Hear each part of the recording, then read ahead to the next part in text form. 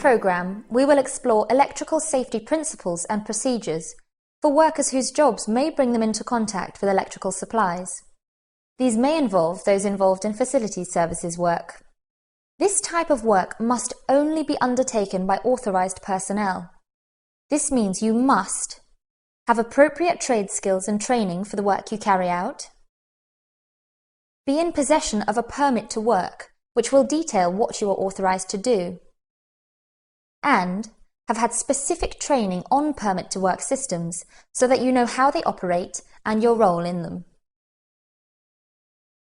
Only under exceptional circumstances is working on or around live electrical circuits permitted. The standard is always to disconnect and work on dead circuits. This programme will therefore highlight principles of dead working, including disconnection procedures, and we will explore case studies that highlight lessons learnt from previous accidents.